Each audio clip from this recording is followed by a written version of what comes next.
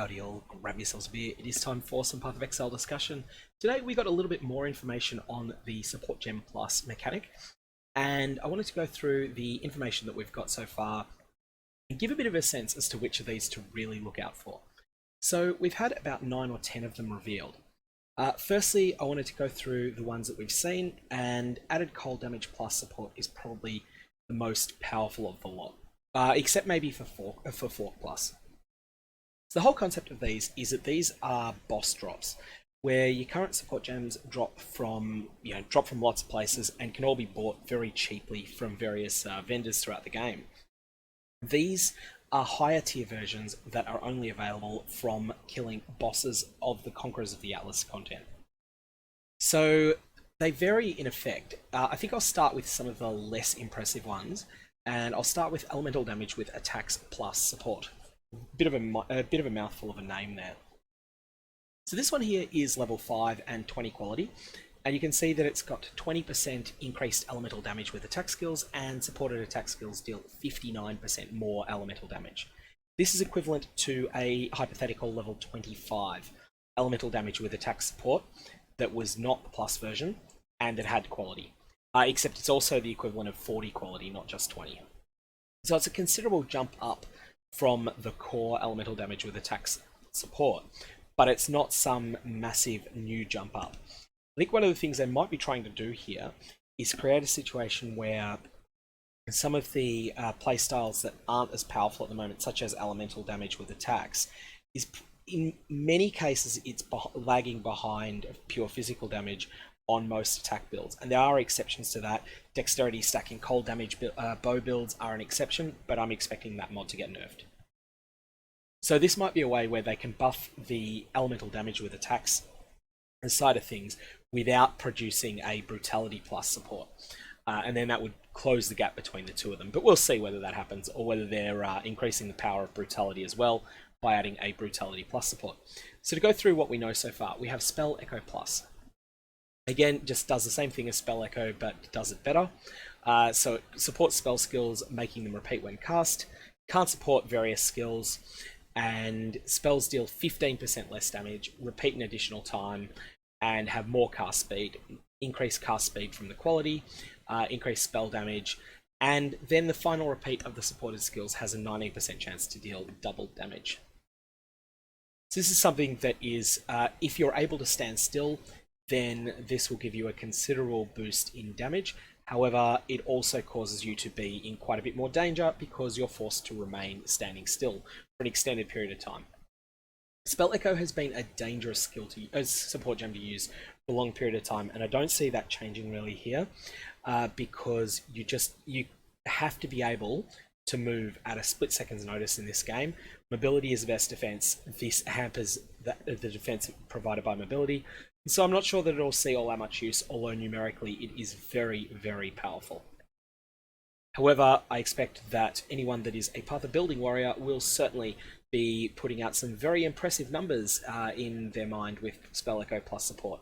Let's just see whether that can be brought into practice, or whether the skill is too dangerous to use. Spell Cascade Plus is Spell Cascade causes your spells to fire 3 areas instead of 1. And so we'll see how this works in practice when I show the video. But supported skills have 10% increased area and spell damage, but then 16% less area. So that 10% increased area and damage comes from the quality, I believe. And then the 16% less area effect is a slight debuff. But when you think about it, you're hitting 3 areas, so effectively you're hitting 84% with each of your 3 spots. You're essentially hitting 252% of your normal area, so that's quite a lot. Skills deal 21% less damage and hit the 3 areas. This is a skill I'm not really sure how useful it's going to be in practice. There's certainly things that it works well on, and we'll just have to test this one out. Initially, my thoughts are that I don't see a compelling reason to use this, but I'm very open to being proven wrong. Greater Multiple Projectiles Plus, it fires 5 additional projectiles instead of the 4 that you would get from the normal version of the skill. Now, firing 5 additional projectiles is sometimes a bit of a nuisance, because they'll be spread out at equal angles from each other. And this means that you will not hit the area on the screen. If you're firing an even number of projectiles, you may not hit where you're targeting. You may have one projectile that whizzes just a little to the left and one that whizzes just a little to the right. However, there's also plenty of other sources of +1 projectile that you're probably using by the time you get access to greater multiple projectiles plus, such as a shaper bow that has +1 arrow, +1 arrow to bow attacks on it.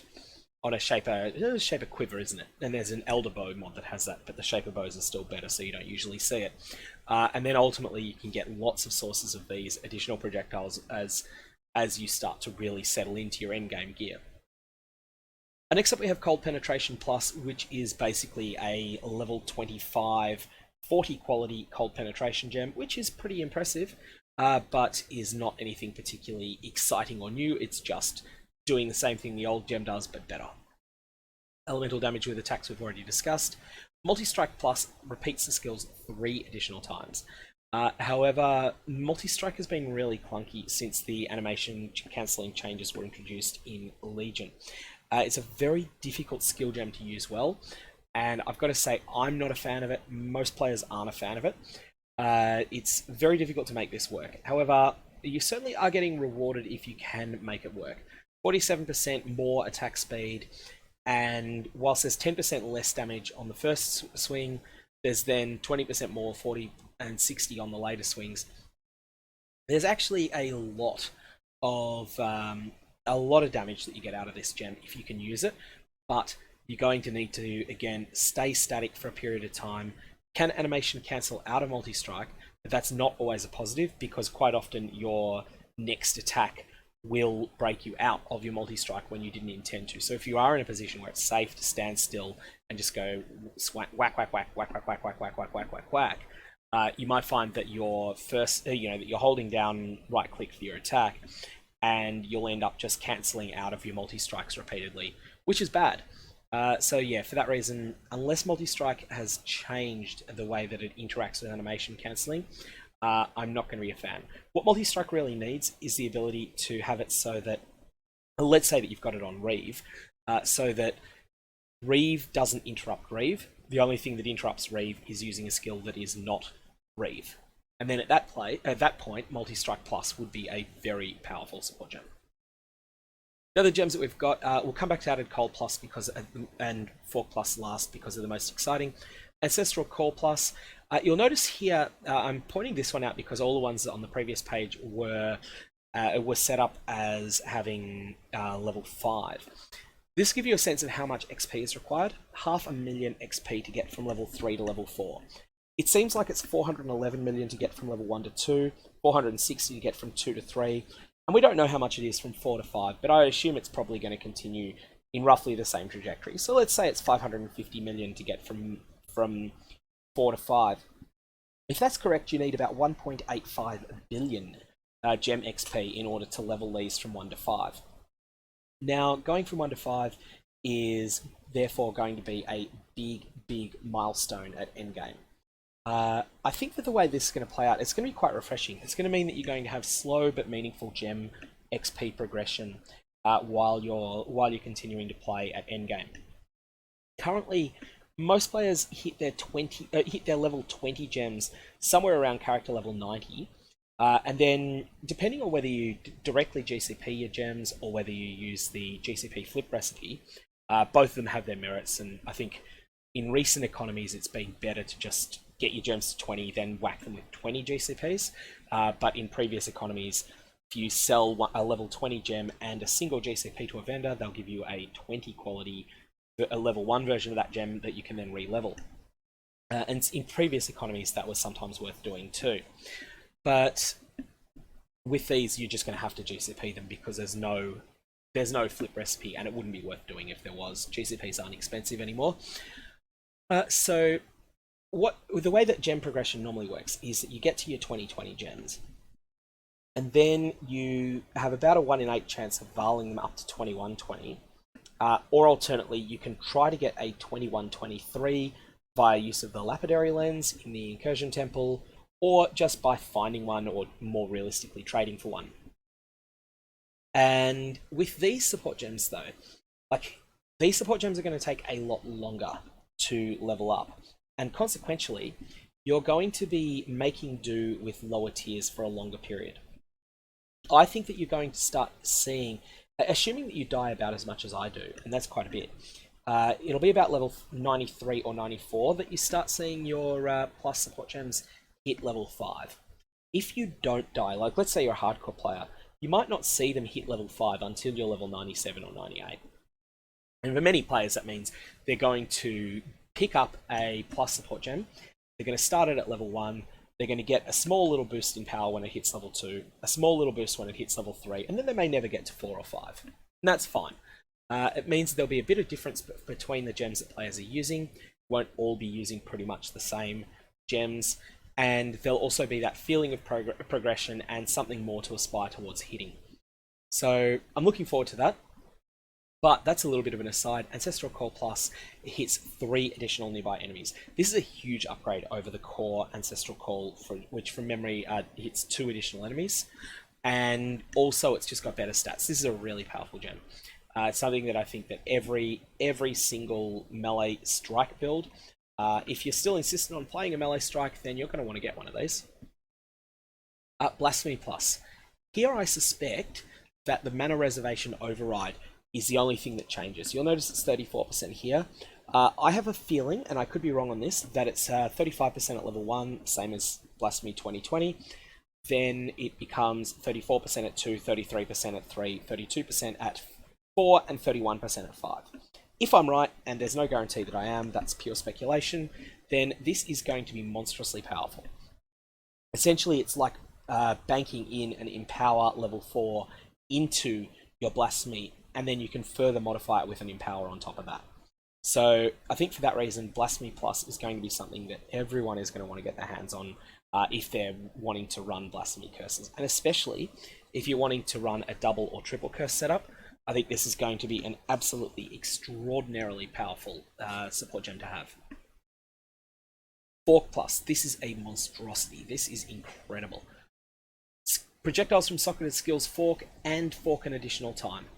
This is just amazing. The sort of the damage and the coverage that this is going to provide against packs. If you're using, if you currently are using greater multiple projectiles, you might find that this is a better option for just providing pack clear, especially if you've got some sources of additional projectiles like Dying Sun or like a Shaper Quiver or an Elder Bow. Then I think at that point you may just want to replace GMP with Fork Plus. You'll be dealing more damage and you will have more coverage, at least in my expectation. It's not currently possible to get skills to fork twice, and this is just going to be amazing. Additionally, I think you might want to consider Fork Plus on projectile spells as well. This is not just something for archers, this is something that spellcaster builds can use. Not so much Fireball. Fireball is better off just using Ignite Proliferation anyway, but I think that some other skills will work really well with it. I think that this is the second most powerful of the second and second most interesting of the plus support gems that we've seen so far. And then this is the number 1. So added cold damage plus support is better than a level 20 cold added cold, but also has +1 to level of socketed cold skill. Of supported cold skill gems. Now, it's not clear as yet how this varies with level. We haven't seen a level 1 added cold damage plus support. It's possible that you only get the +1 to level of supported cold skill gems at level 5. And it's possible that you get it somewhere, that you get it from level 1. We'll have to find that out when we actually see the gem in practice, or when we see a level 1 version of it. But the added cold, added lightning, added fire, and added chaos gems. Oh, added fire is a different mechanic, but they've been falling a bit behind in recent years. They just hadn't been doing enough damage compared to other alternatives that provide a multiplier. This provides a multiplier. +1 to level of supported cold skill gems will either be a 10% more multiplier or a 5% for most skills. Generally speaking, most spell skills will give you 10% more damage for getting the skill gem up to about level 24, and then at some point they don't scale as fast after that. They only scale about 5% more damage per level. but still that's huge. Additionally, this will add +1 to the level of other support gems, I believe, although I need to confirm that. It says +1 to the level of supported cold. No, actually, no, I don't think that's correct. But I'll have to see that. We'll have to test that in practice. Where this is really strong, though, I think is going to be on Herald of Ice. This provides a lot more damage to Herald of Ice, and Herald of Ice scales a lot with gem level. And so if you've got a Herald of Ice linked to added cold damage plus support, linked to hypothermia, and a link to perhaps Ice Bite, then you have more sources of cold damage on it. This means that the Herald of Ice explosions are more likely to inflict freezes themselves. If they're more likely to inflict a freeze, then they're also more likely to kill a frozen enemy, causing the chain reactions that are just so satisfying and also so powerful at clearing things. For this reason, I'm really tempted to league start with some sort of cold damage build. Have to work out what it is, and using Herald of Ice, and just my first plus support gem, first sort of goal once I get in endgame is going to be saving up for an added cold damage plus support. Just because it will add so much additional damage, and those explosions are already really powerful, and they're just a lot of fun as well. So that's my thoughts on the support gem pluses that have been revealed so far. Note that we only know about 10 of them. There may have been an 11th in the initial trailer, but there's still a lot more to be revealed, and it's entirely possible that we'll get some more that are very powerful. I'm certainly expecting added lightning damage plus and added chaos damage plus to mimic this style. And whilst I don't see any immediate use for added chaos damage plus support, I'm sure there is some use, but it doesn't sort of jump out at me. Added lightning damage plus support, I'm sure we'll find uses if I'm correctly assessing how it works. Unfortunately, added fire damage plus support, if it follows this same sort of approach of being basically a higher level version that also adds +1 level to the underlying active skill gem, I don't see that being so great on added fire damage support plus, because you often use that with physical skills rather than fire ones. Anyways, if you've got any comments or questions, definitely fire away below. I will just leave with my commentary over the video that GGG put out on the preview of the 6 that were announced today. So let's just bring this up to full screen and have a quick look. Multistrike Plus does not look very exciting to watch. This is just a numbers skill gem, but it's cool, but just doesn't look cool. You'll notice that there's 4 strikes. Very difficult one to show off. Here's GMP Plus with the 6 arrows. Of course, many players will be used to having 6 arrows even with LMP at the moment because they've got other sources. But if that's the case, then you'll end up with 9. Spell Cascade Plus. Oh, it fires 5! That's cool. Okay, I'm much more interested in Spell Cascade Plus now. Still not sure it's going to be good. And here's GMP with Spell Cascade. This is going to be silly. So there's your GMP Plus firing off all of those, and then your Ice Novas. This clearly is going to be a combo that will work well. So that's Frostbolt Vortex being set off there. That's really strong. Anyways, that's my thoughts on the new gems. If you've got any comments, definitely leave them below.